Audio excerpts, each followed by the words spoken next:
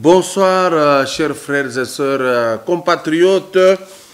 Vous qui aimez le Congo, la seule patrie que le Seigneur Dieu nous a donnée, nos ancêtres. Merci pour cela. Yaliboso, je voulais corriger quelque part dans le Lobaki, Makambo, Yaba, gouverneur non originaire, Mobutu Ndengazako placé dans la province. Donc je corrige sur Mboujoumaï. Sur le Kasaï, on m'a donné une précision que le gouverneur Takizala était gouverneur là-dedans, même l'autre, si c'est Mbado, un nom comme ça, qui doit être du Bas-Congo, et l'être du Bandundu, il faut corriger. Hein. Quand on a commis une erreur, on corrige. Moi, je corrige que Mobutu, Azaïko Tinda, les noms originaires, ça et là. Et derrière la minute, Yoshiko Batou, Moussou va se souvenir, il va trouver que, à la lire où vont les choses, le gouverneur originaire, œuvre nyon so ba sali pendant ma créa ki biloko yo na makambo depuis San City, ça ne fait que favoriser le tribalisme. Ça c'est sûr. Ça ne fait que renforcer le tribalisme. Et puis le tribalisme, comme on a la proportion, moko ya mabe.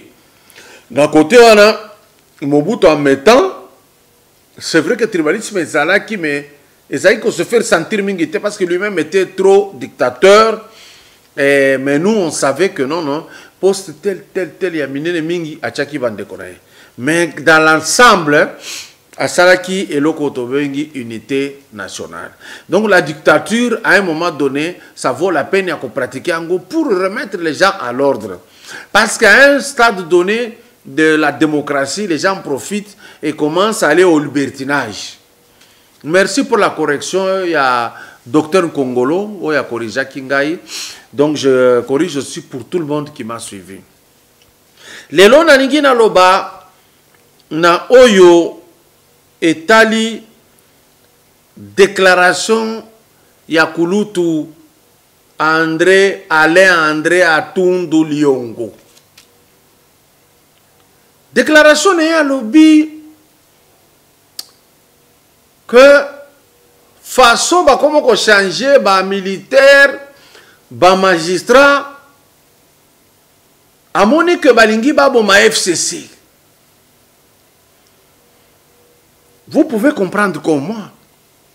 Comment bah permettre bah longoli bah mususu y a mon que bah zo bon ma FCC. Quel rapport y a-t-il entre FCC et l'armée congolaise? Quel rapport y a-t-il entre FCC et la justice congolaise? Voici. N'ayez qu'à comprendre que la déclaration Yakulutu André Atundu Liongo, et c'est l'arbre qui cache la forêt. En conclusion, Mabunda Lobaki, Tokomika la République a la juge. Pour dire que la République a Kabila qui a jugé,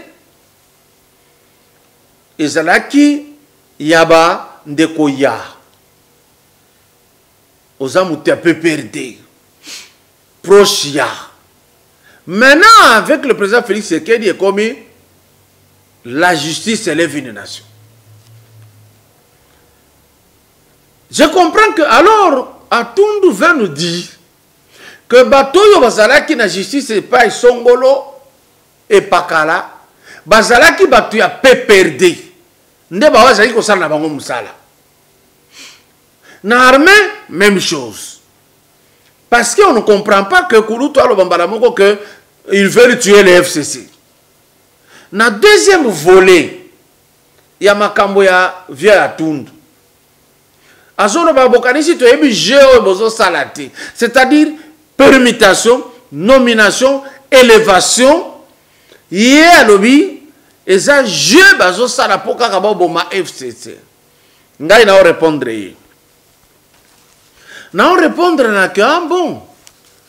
C'est que lui, les gens de FCC pensaient que tango nanga zako tchaba député ebele, toyeba ki jeune na bangote. Vieux, toyeba ki jeune na bino. Bolobaki, comme c'est difficile de tricher à la présidence. Comme président Félix Azaki n'a pas point belé, moyen qu'on ça les a quittés. Toi, tricher la députation. Toi, tu as déjà que FCC a 300 et quelques députés, qui est une grande majorité, Oyo va constituer, et que nous allons commencer à nous amuser dans l'Assemblée nationale. Preuve de Makambo, Oyo tenter qu'on ça dans l'Assemblée nationale et échouer, dans le Sénat et échouer.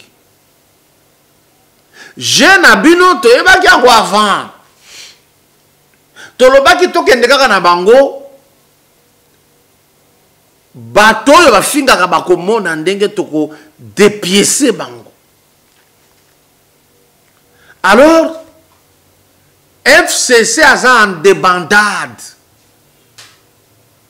Bazoye bate que lobby le président Félix Arosala ni yango émission alelo na bengango le président Fachi l'imprévisible.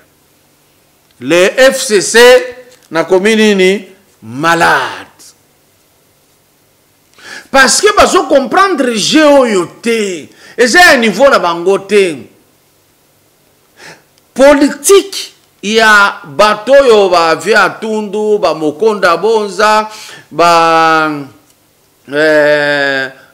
mokolo wa pombo, ba makila, ba tout y a un peu.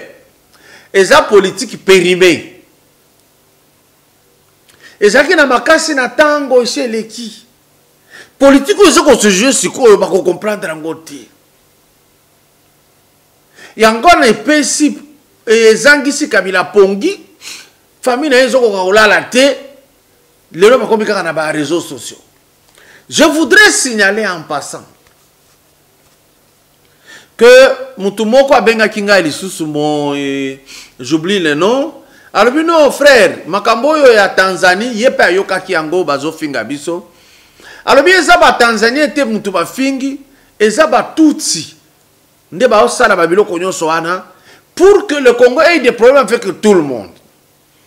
Donc on a ba réseaux sociaux, bango nde bazo sala ba message belé belé ya buzo ba wana ezo tambola. Et donc ici nous avons découvert que réaction à Batu FCC et sa réaction liée à Balobaka, un voleur volé. Et ça, par exemple, hein, pour me brigoler. Et ça, qui est un voleur, moi, quoi, ça, qui est un ampoule dans la carte. Il y a un ampoule. Namitu naka, nazai komitu na soki akendaka sukoli yango komi ya sikaki ko teka na ebité. Jour moko akomi na lupango ya bandeko basi ba atimbeli ke ayaka koyiba na ba mama kingandi bana ba mataki likolo nzete ba telemi ba fandi ko na bazozela tipo na utaki koyiba musika ti akomi na lupango wana azaki na sac na ye ezana ba ampoule belé azalaki na échelle na ye pliable akomi donc c'est un voleur singleton. Akenda koyiba ye moko akomi wana fungole échelle et glissaka so glissé ba bloquer ango et comme mulai tango matika akuna ezaki mwa musika abandi ko fungola ampoule moko azolembisa moto esila bongo afungola ngo malamu moko ya mwano bazaki kuna bakitika malembe ba récupérer siko sac. Oh, qui n'a plus de centaines d'ampoules déjà ici à Ibi. Tant qu'on va récupérer en go, bah qui va faire la porte bah côté avec la porte boum à Sutuki. Pour naïe bah si bah lali bah quoi y bâti. Ah bah kabiso boy à mon sac wanate. Abandi kole là. Oh ils ont injuste. Naïbi bino ampoule kami balé bino bozo sac mobimba. Bozo qui sa sac nanga ya ampoule belé. Tala na zongisi. Bozongisa sac nangai un voleur. Amandi kolera ça ko réclamer bozongisa la. FCC oyo. Oya tchaki armée politisée, police politisée, ba mandataire politisé, tout était politisé. A tcha même ba comité peut perdre la entreprise de l'État. Les lobes bandi ko zongisa ordre Mukuba comme Koloba, nous comprenons votre jeu. Vous voulez asphyxier et tuer les FCC. Le Kolo yebi que tu tues FCC, tu as sabino pour beaucoup fa. Deuxième problème, la ligne a traité awa. Ezaya mutu moko na yebite pourquoi ba otikaye kaka ba otala talaye. Il faut pas que tu na boloko lokola Ari Magie. Ari Magie azandeko. Mais oyote. Nazo senga veter. Bino moko bo yoka na matoi na bino eloko garçon oyo azolo ba botala pe elongi na minu na ina misu. Veter. Le parti présidentiel, c'est un parti de bandits. Ils ont donné la leçon. Pas des mots trop forts en tout cas. Mais il y a eu un coup d'État. Kabouya et Kabound ont fait un coup d'État ici dans la ville. L'homme il dit il y aura un procès parce qu'on a ramassé un corps d'un jeune homme dans une rivière à Lubumbashi. Non, deux corps même. Tous ceux qui sont morts sur toute l'étendue de la République, Kabound et Kabouya doivent en répondre comme le parti présidentiel, c'est un parti de bandits. Ils ont donné la leçon. Pas des mots trop forts en tout cas. Le parti présidentiel, c'est un parti de bandits. Ils ont donné la leçon. Pas des mots trop forts en tout cas. Donc les gens sont morts inutilement, ils ont désobéi inutilement. Voilà encore une leçon que le FCC vient de donner. En disant la Constitution, nous respectons le parti présidentiel, c'est un parti de bandits. Ils ont donné la leçon. Pas des mots trop forts en tout cas. Mais il y a eu un coup d'État. Kabouya et Kabound ont fait un coup d'État ici dans la ville. Bomoniye. C'est un touti. Pandeko nangayi, so olingo yeba batuti, c'est simple. Bazaka na poil na maboko te, na nzoto la bango, bakauka. Bazaka na mitu songe. Ebele mbinu na bango saka minene lokola ba cartouche. Et puis bazaka na mandefu rarement.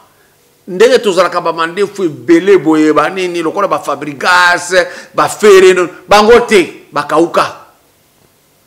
C'est normal, ba uta ba Eritrea, ba Somalie, bisika bikauka. Donc ata na quartier bandi ko surveiller moni mutu bilongwana lukisa weba.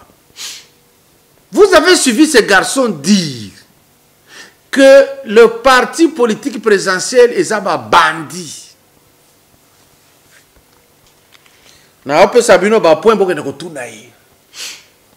Il s'est présenté toujours et se présente partout qu'il y a un membre, il y a RCD. Na lingi botunaye si façon so condamné Jean-Marc Kabounda condamné Augustin Kabouya lobby parti on les a bandit. Botunaye aya ko sala émission mususu a expliquer makobola lingini a expliquer na ba Kongola makobola ezanini e uta wapi nani asalaki yango et puis boko benga ye mutu asalaki yango aza sauvage to aza bandit to aza criminel. Nalingi botuna yanke oyo na 98 RCD akoti akatima yakati kura bato bakufi na hôpital azalaki criminel ou bien azalaki bandit ou bien azalaki mosantu. Nalingi botuna mutoyo musala ya kundabatware Bosco Tanganda Sultani Makengo bazalaki basambo bazalaki ba évêque ou bazalaki ba bandi ou bazalaki ba criminel ye apesa kaka ye moko qualification lokola qualifié IDPS parti présidentiel que ça ba bandi na lingi a définir bato yo ba nini a expliquer biso massacre comme un sapo basalaki yango na ba bandi ou bien na banani. Parce qu'il y a sa famille présidentielle à Kala. Dans un moment, comme on ne sait pas koufi, le président Félix Azaki n'a pas consulté, il dépêche Azaki n'a pas consulté. Si vous avez banani bango, basa banani. Tout na bango, bino sikoyo, bundu dia Congo, tango salemaki, toko benga bino banani. Garçon n'a pas courage belé parce que peut-être bakonzi botala eboye.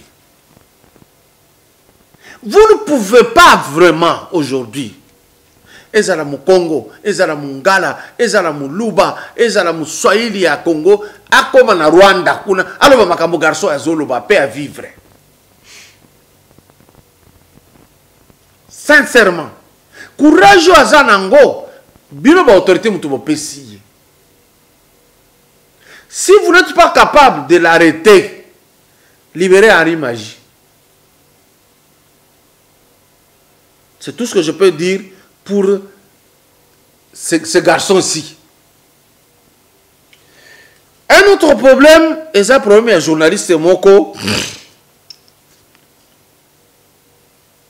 Et je voudrais encore voir ça Rwandais Oyo a expliqué biso. Na kati ya pouvoir na bango, famille présidentielle na bango, ne bazalaki famille politique. A expliqué comment na église catholique. Et zalaki ba bandi na bango, to ba criminel na bango, to ba santo na bango. Ici, comment un journaliste a koki ko s'attaquer avec violence, avec souci, avec détermination? Moi, je ne suis pas journaliste. Je suis analyste politique, je n'ai pas fait de journalisme. Mais eux, ils s'appellent journalistes. Azoloba, Augustin Kabouya, na Jean-Marc Kabound, Bobi Misabato Banzela, pour un intérêt privé, Nabino, Bozota la élection 2023, parce que Babimaki, pour qu'on rebarre Boya, Ronsar Malonda. Ces journalistes-là, ils disent, on ne vous a jamais vu Bobi Misabato pour na Kosil Sakuruna. Monsieur le journaliste, le supposé journaliste. Depuis que tu es là, je ne t'ai jamais entendu nous expliquer ou dire quand tu étais toujours là, tu travaillais dans la télé Africa, Yaruberwa. Tu n'avais jamais dit que Babere Rouge Bobimisa, pour nani Bobimisa Kabangote Bakio Katabilanga. Et puis je t'informe, monsieur, que Jean-Marc Kabound, Augustin Kabouya, Bangon Moutouté ba créé ba Chege. Oyebi période nini ba Chege ba ye. Oyebi banani oye bakabola ka machette pour na kwende kosala musala ya buzoba. Yo yebi bango. On connaît votre jeu. Si oyebi histoire ya boko yote. Tolo to tout amigité. Biso to obundela mabele otonyo comme mink na Congo. On ne mérite pas avoir des gens comme ça. Parce que pour toi, FCC sur Abimi na marche, ça va. Tu n'as pas d'explication à donner. Bao Abimi na marche, nous comment expliquer bango et vous ne voyez pas l'échec Bonaboye. Mais yo, yebi sango na ba patron yo yasika. Tuna bango service national ekenda wapi. Tuna bango régie des yeux kufandenge nini. Tuna bango makambo sénal po IDP ça coûte biloko anezala kandenge wana na bango. Faut pas venir ici dire oh bon et pour nini bozobi ma intérêt na bino bongo ronsar malonda ba o bazaki ko basali jeu na ba mabunda wana basali jeu wana et ça pour na intérêt général tu penses voilà les Congolais, voilà ils s'amusent à dire des bêtises comme ça parce que tout simplement ba péché moi eloko. Eza mawa mingi. Niveau ya souffrance ya Congo, eza mawa mingi. Toi tu peux t'imaginer courant outi ba Congo et leki likolo ya bandundu ekitite. Ngana voyageable na kendela ba bandundu wana.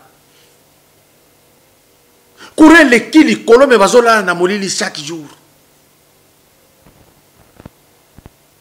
Nzeleo ya kikwiti poka ka ebonga ekoma ke mutu abandu auta kuna aya kosombe loko na Kinshasa pia zongi boye. Maintenant quand les gens se mettent debout pour que les choses changent, on nous sort des gens comme ça pour commencer à soutenir les gens qui ont bousillé ce pays. Nous n'allons pas vous laisser passer comme ça. Hein?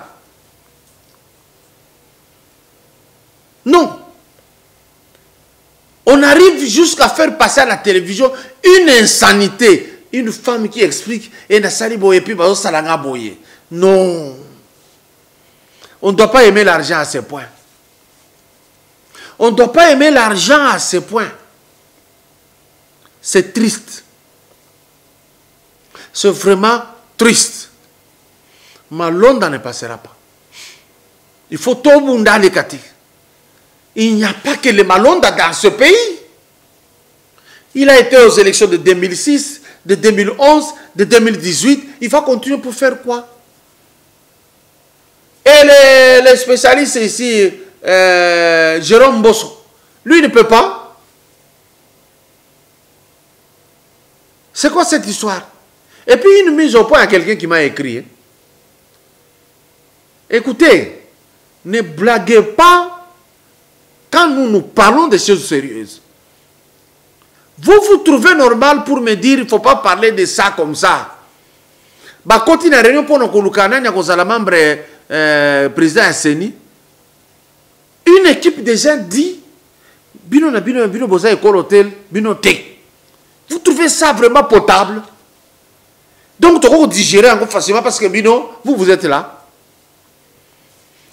Mokolo toko comme un niveau ko yebisa na vérité na kondima pour na changer nzambe pas ko tchebiso maboko.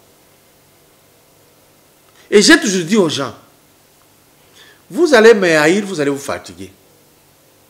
Parce que nous n'allons pas permettre, il y a que bomba ce qui s'était passé de vrai. Vous avez l'habitude de dire que vous sali makambo, tant que vous rappeler que les Arabes qui boyent, ou reconnaître, tu demandes pardon, et puis on change pour évoluer. Il y a tout ça, il faut pas zipa. Parce que ça va nyamata bakufi. Il y a bino, faut pas le belango. J'ai fait une émission où je déplore Babomaka Bandeko Équateur et belé na roi Léopold II. J'ai parlé de Bangala qu'on a tué beaucoup. Ba photo ezawana. Ba katabango ba maboko. C'était une punition terrible que les Bangala ont subi dans leur chair. Moi, je réclame sur ça. Je parle de ça.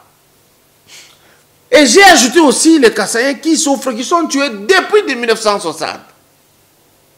C'est connu de tout le monde. C'est quelque chose de se dire et de changer.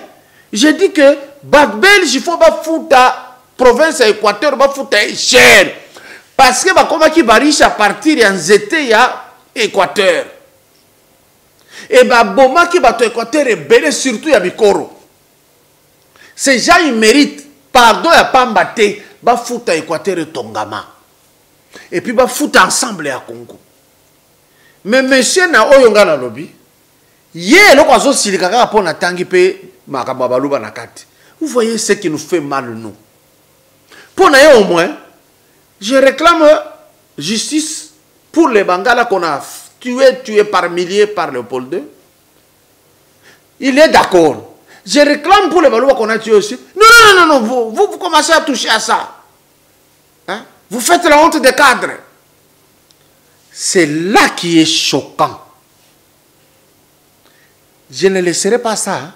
Ça, il ne faut pas rêver. Je ne laisserai pas ça. Je veux parler de ça. Ce ne sont pas des bêtes à tuer chaque jour, vous tuez. Ah non, ah non. Ça ne va pas rester comme ça. Il faut tout comme un solo. Tout pratiquer justice. Pour que les gens soient soulagés. Bah Belge, pardon, ça ne suffit pas. Bah fouta.